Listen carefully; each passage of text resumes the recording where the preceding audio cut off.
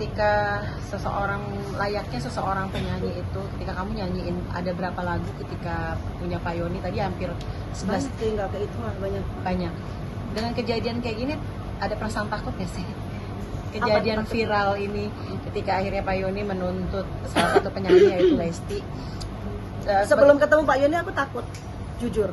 Sebelum ketemu beliau kemarin aku sempat, wah gue nyanyi, jangankan gue lagi live di itu aja, di streaming aja, mau nyanyi apa gue takut gitu. Takutnya pas lagi nyanyi ada yang record, dimasukin ke platform mana, nanti aku yang dituntut. Adalah perasaan begitu. Tetapi setelah bertemu beliau, aku bertanya sesuai dengan aku penyanyi nih, aku mempertanyakan sebagai penyanyi, Pak bagaimana sih Pak gini, nggak apa-apa lu nyanyi aja. Kalau memang itu ya kamu tinggal telepon aja, Pak aku boleh nggak cover lagu ini. Begitu. Sebenarnya beliau itu cuma pengen apa ya, dianggap lah, maksudnya kan aku yang ciptain lagu nih, lu anggap kayak gue ada gitu loh maksudnya. Emang nggak gampang lo ciptain lagu, meskipun ada yang bilang ya udah lu ciptain lagu kalau nggak ada penyanyi juga nggak bakal terkenal, nggak bisa kayak gitu juga gitu, karena nggak penyanyi pun sekarang aku di sini diem kagak ada yang ngasih lagu, ya nggak bisa juga aku ciptain lagu kan, seperti itu. Jadi semua ada timbal baliknya, semua ada kayak akibat sebabnya, ada ya maksudnya sebenarnya cuma etika doang sih yang Pak Yoni harapin untuk kasus yang seperti ini.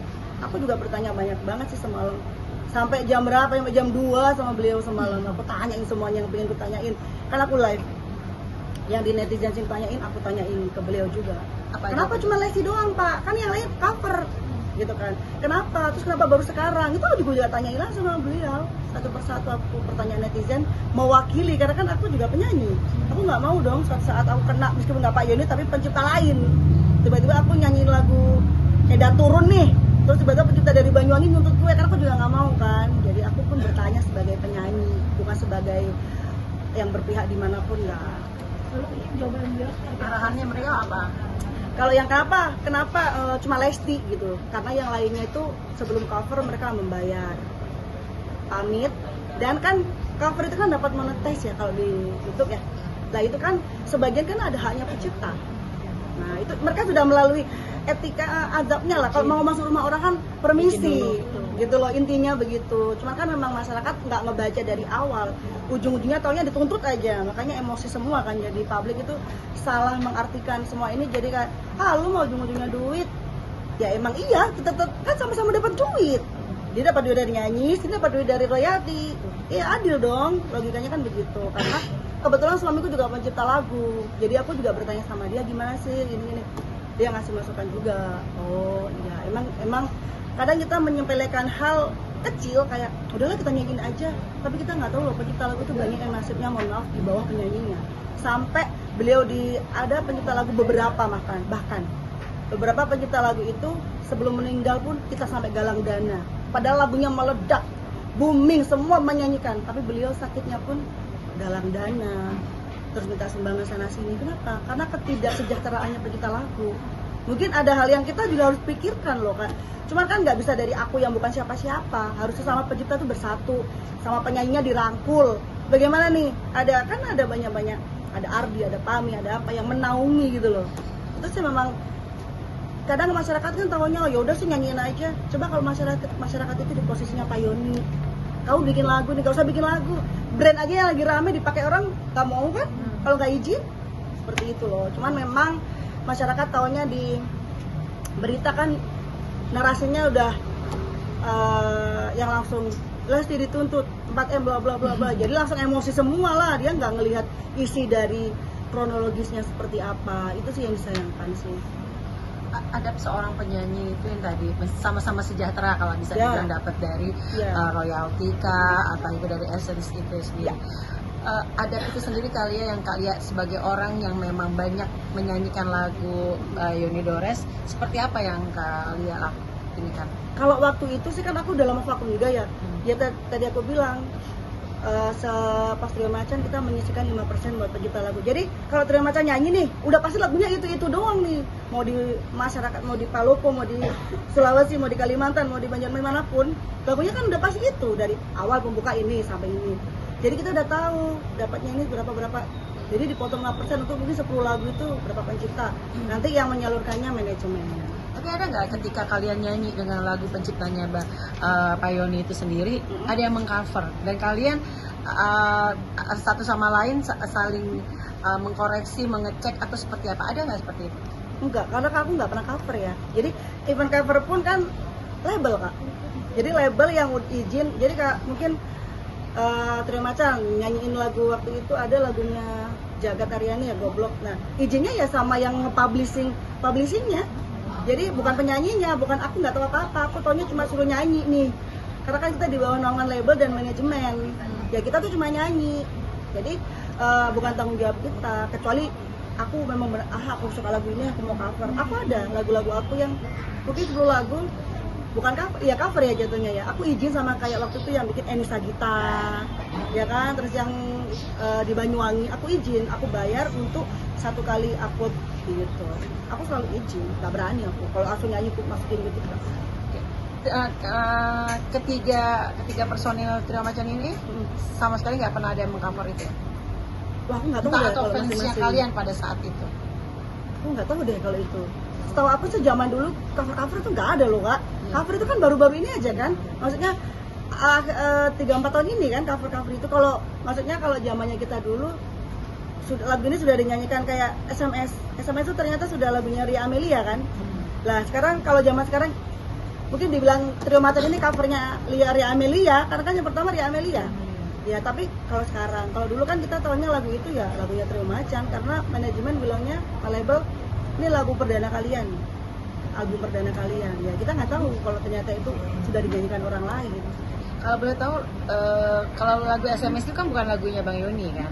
Bukan. Ciptanya kan. Nah, kalau boleh tahu dari sekian banyaknya lagu yang beliau kasih ke kalian ketika pada saat di Trio Macan, yang meledak lagu apa? Yang lagunya Pak Yoni Ya. kalau dibilang meledak banget ya enggak, tapi ada di lagu Sure itu sama Bulu Bertemu Bulu. Apakah? Sure.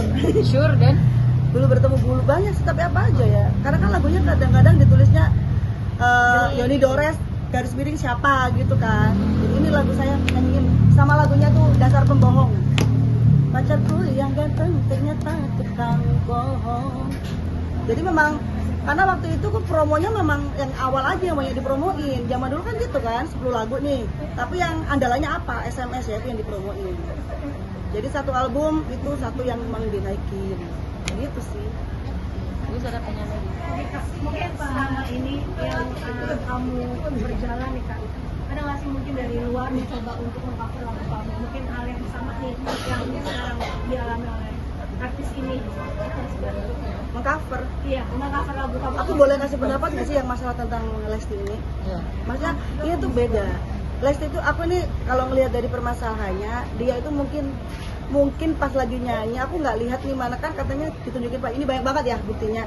Cuman aku nggak tahu ini Dede Lesti yang milih pemilihan lagunya tuh dia sendiri atau dari penyelenggara. Kan memang belum bertemu soalnya sama Pak Yoni. Kalau untuk mengcover kan harusnya bukan Lestinya dong, harusnya dari pihak manajemen kan dia pasti punya tim untuk ngurusin YouTube, tim untuk ngurusin ini. Jadi kan bukan ke Lestinya harusnya, karena kan dia tahunya cuma nyanyi. Jadi ada timnya yang harusnya kalau emang cover ya timnya harus izin ke publishing. Kalau nggak izin ya memang salah di sini. Masalahnya kan harus tahu dulu nih dia udah izin belum. Ya meskipun lagu udah dari tahun jebot, Ida Laila pun kalau mau di recycle kan memang harus izin. Masalahnya ini kita harus yang kita tanyakan. Aku rasa sih Lesti mungkin juga nggak tahu. Kalau nyanyiin ini deh, oke nyanyiin. Setahu aku mungkin ya, mungkin dia nggak tahu kalau jadi timnya sih menurut aku, tim atau manajemen atau mungkin penyelenggaranya atau yang upload. Mungkin dia nyanyi di panggung, di video, dia upload dan menghasilkan. Kalau nggak boleh kan, pelanggaran juga kan, gitu. Jadi kalau untuk cover sih semua orang bebas asal izin, gitu aja. Menyayangkan nggak sih kak hal ini jadi akhirnya sekarang jadi booming apalagi Iya, jadi ketar-ketir. yang nama Pak Yoni Dores sendiri begitu ya, karena kan sebelumnya belum ada nih yang hal seperti ini gitu kan, yang seperti Pak Yoni Dores sendiri. Ini menyayangkan nggak sih kak? Iyalah, ini kemarin aku dengar senior juga kan yang menyalahkan kayak Pak Yoni kayak gini, maksudnya ya jadi kita malas dan nyanyiin lagunya. Aku sekelas senior pun harus mencari tahu dulu lah, maksudnya jangan malah menambah kisru dengan opini-opini yang menyudutkan, karena kan kita penyanyi gitu, kita butuh pencipta lagu juga gitu, pencipta lagu butuh penyanyi, nah, yang harus berkesinambungan kan.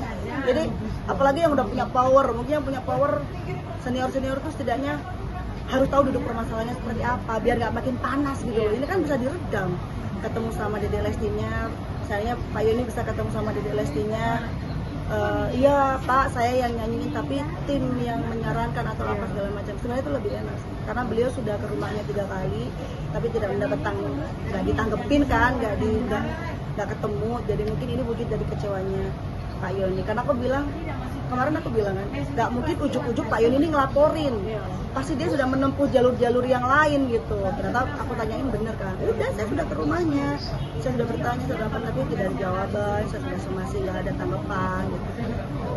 Karena kan aku juga penyanyi Kak, takut lah mau nyanyi apa nanti tiba-tiba, karena semua lagu kan yang lagi viral yang kita nyanyikan, ya kan. Nah, jadi takut gak sih kalau dirilis terlepas dari permasalahan ini? Gitu? Jadi takut gak sih ketika lo dikasih lagu dari Pak Yoni ataupun siapapun itu harus seperti itu gitu? Dengan kasusnya ini, kan jadi takut gak sih? Yang dikasih lagu Pak Yoni? Enggak. Kalau biar takut, malah justru ke pencipta lainnya, aku takutnya merebetnya ke pencipta. Kalau Pak Yoni kan kita kenal, Pak saya mau lagu ini nyanyi Pak, Yoni lo nyanyi aja karena ada buktinya nih. Atau WA aja lah kalau enggak. Nah kalau pencipta lain tiba-tiba kita di panggung nyanyi, Tiga Serigala mau nyanyi lagu apa, lagu ini, tiba-tiba kita nyanyi ada yang ngevideoin terus viral, sama pencipta yang lain kita dituntut, malah takutnya ke pencipta lain, ke Pak Yoninya malah enggak. Makanya kita tuh harus tahu deh penciptanya itu siapa, minimal tim kita ya, yang apalagi sekelas Dede Lesti kan sudah ada tim profesional semua. Kasihan penyanyinya kan kalau kayak gini. Jadi aku kan taunya nyanyi, mungkin kayak gitu kan ya, taunya cuma nyanyi, ternyata kenapa aku yang harus dilaporin gitu. Kasihan juga sih aku. Kalau dari Kak Lia sendiri dengan kasus ini sebaiknya seperti apa gitu? Kan dirimu juga lebih mengenal dekat dengan Pak Yoni ketimbang Lesti gitu. Ya. Seperti apa? Kalau dari pihaknya Pak Yoni kemarin bilangnya 3 kali ke sana tidak ada tanggapan, sampai beliau akhirnya melayangkan somasi, sampai akhirnya melaporkan. Sebenarnya bisa duduk bareng sih kalau aku jadi Lesti sekarang ini ya. Minta bayun aja lah ya. Kayaknya aku kayak ya udah nih maunya gimana nih biar kita baik-baik saja, karena kan udah terlanjur, maksudnya kan kita nggak bisa kayak menjudge satu orang karena ya lo butuhnya duit kan, nggak bisa kayak gitu. Kalau masih bisa dibicarakan ya dibicarakan, tapi aku sudah bilang sama beliau semalam, Pak kalau udah ketemu Dede Lesti gimana, saya gitu kan. Dia bilang ya nggak apa-apa, yang penting aku pengen denger sendiri dari mulutnya Lesti bahwa ini itu dia yang nyanyiin atas kemauan dia gitu. Jadi pengen dengar, sebenarnya pengen ketemu Lesti, pengen know bener nggak sih kamu nyanyi ini dek gitu. Atas perintah siapa, atas suruhan siapa? Iya itu doang, tapi kan memang nggak ada tanggapan ya. Jadi ya aku sih berharap mudah-mudahan ya baik-baik lah, karena kan ini kita sebagai penyanyi juga mau nggak mau was-was untuk hal-hal yang seperti ini terjadi dengan pencipta lain. Ya kan, kalau yang kita kenal penciptanya kayak Mas Hendro Sakti, Mas Hendro aku nyanyi lagu ini mungkin kita kenal. Nah kalau kita nggak kenal penciptanya atau udah almarhum, tiba-tiba ahli warisnya yang kan pencipta lagu punya ahli waris juga. Nah itu yang kita jaga. Kadang masalah-masalah kecil itu yang banyak penyanyi yang nggak tahu harusnya bagaimana. Taunya nyanyiin dapat duit, nyanyiin dapat duit. Itu loh yang bikin salah kaprahnya di situ. Nah, Kak, dirimu sendiri sepanjang kamu berkarir menyanyi, sering dipanggil ke station, apakah memang kamu pas lagi nyanyi itu memang dari kamu sendiri lagunya atau requestan dari pemilik station TV atau seperti apa? Dari stasiun TV. Karena kadang-kadang besok misalnya Lia kayak Tiga Serigala atau Trio Macan lah dulu ya di inbox lagunya ini ya dari sana. Kita jarang, kita pengen lagu ini itu nggak ada. Pasti lagu kita sendiri, yang lainnya lagu yang lain itu. Mereka sih yang nentukan. Dan nggak tahu kalau sekarang ya. Kan mereka nentuin. Kalian pasti kan tahu kan ini lagunya yang bakal nyanyi ini. Kalian ada etika nggak maksudnya? Kalau kita dulu penyanyi enggak, kita diem-diem aja. Ya, maksudnya kita suruh nyanyiin ya kita nyanyi. Kita pikir kan kalau kita yang nyanyiin, yang nyuruh kan stasiun TV. Jadi stasiun TV-nya mungkin sudah izin sama penciptanya atau publishingnya gitu kan, kita nggak sejauh itu sih. Itu sih kelemahannya kita di situ ya. Kita taunya nyanyiin udah. Nah pas tuh ada kayak gini-gini, jadi ini siapa yang salah gitu kan. Harusnya sih harusnya memang kita tahu ya. Harusnya kita tahu udah izin belum nanti kita. Tapi dengan masalah ini pembelajarannya mungkin next ke depannya kalau seandainya kita eksis lagi, kita mau nyanyi, kita tanya siapa penciptanya, boleh nggak ini, jangan sampai ada ini ya. Mungkin pembelajaran lah buat kedepannya. Mungkin kemarin hilaf kita nggak tahu gitu harus bagaimana prosedurnya, tapi dengan kasus ini kita bisa belajar lah, kita ambil sisi positifnya. Kak, ketika nanti dirimu juga sama persis dengan Lesti ini, ketika ada lagi dirimu kan juga masih tetap eksis gitu ya untuk nyanyi lagi, ketika dirimu dipanggil juga untuk nyanyi dengan lagu pencipta Payoni itu, dengan sekarang, dengan kondisi yang sekarang, akankah melakukan hal yang sama nggak? Maksudnya gimana melakukan hal yang sama? Melakukan hal yang sama, izin ke beliau, walaupun pertemanan, walaupun sebagai pencipta. Izin, aku aja kemarin waktu itu nyanyi lagu apa izin kok. Kalau memang aku kenal penciptanya, aku selalu izin. Tidak cuma di Pak Yoni. Kadang-kadang aku kayak ke Yanto Sari aja masih kadang-kadang lagu ini loh mas, diinin mas gitu. Kalau kenal ya. Jadi sekarang kalau Pak Yoni, apalagi sebenarnya kalau Pak Yoni itu orangnya kalau udah ditemuin ngobrol baik kok, orangnya enak. Mungkin dia butuh kayak ya gue tuan rumah nih, kamu mau masuk rumahku ya permisi, kayak mungkin kayak gitu loh sebenarnya. Nggak serumit ini sebenarnya, simple. Gak banyak ngomong juga. Cuma kadang-kadang simple itu ya mbak ya. Kadang-kadang beritanya aja sih yang terlalu jadi kayak Warah. Iya, jadi rame banget sampai aku pun pernah live di streaming pun, Mbak jangan nyanyi lagu ini, lagu termahal nih Mbak 2025, jangan nyanyi lagu ini 4M gitu kemarin. Terus aku, iya, semalam aku lagi nyanyi lagu Lagi Ranting yang Kering gitu. Udah stop, hati-hati Mbak, nanti dituntut lu Mbak. Enggak, aku nanti bilang Pak Yoni kagak ada yang nyawer, mau dituntut apanya ini, aku kagak ada caweran, aku gitu-gituin. Berarti banyak ada netizen yang juga ketika dirimu live itu ada yang mengingatkan ya? Iya banyak. Udah nyanyi lagu yang ini aja Mbak, kita jangan nyepelehin loh. Tiba-tiba kita fokus ke Pak Yoni, kita nyanyi lagu yang lain, kita lain ikutan. Iya kan, jangan nyepelehin. Jadi kita tertuju, mata kita fokus ke lagu ini, kita nyanyi lagu lain, ternyata pencipta yang lain udah intip nih, gue mau masuk nih, lalalala. Jadi buat pelajaran lah buat kita, jadi hati-hati, lebih hati-hati gitu. Tapi mungkin buat ke Lestinya ada pesan sih? Kalau dari aku pribadi, kan aku juga mengidolakan suaranya Lesti ya, jadi dia tuh kayak patokan buat penyanyi-penyanyi pendatang baru, pasti suaranya mirip ke Lesti kan. Aku pengennya ditemuin aja Pak Yoni, ngobrol baik-baik, karena kan aku yakin kok ini Dede Lesti nggak tahu. Menurut aku pribadi, pandangan tuh di Dede Lesti nggak tahu dia. Taunya mungkin dia punya tim, dan timnya menurut saran dari aku, timnya harus gercep tanggapin Pak Yoni, minimal ketemu ngobrol bagaimana jalan tengahnya, karena ini masalah sebenarnya bisa dibicarakan baik-baik gitu. Ya mudah-mudahan masalah ini cepat selesai agar kita penyanyi-penyanyi nggak takut nih mau nyanyi lagi. Karena kalau kita mau nyanyi lagu ciptaan kita sendiri, nggak ada yang terkenal lagu kita kan, nanti penonton nggak bisa niruin. Jadi mudah-mudahan masalah ini selesai dengan baik, cepat selesai, dan dunia perdadutan bisa segera bangkit lagi. Amin.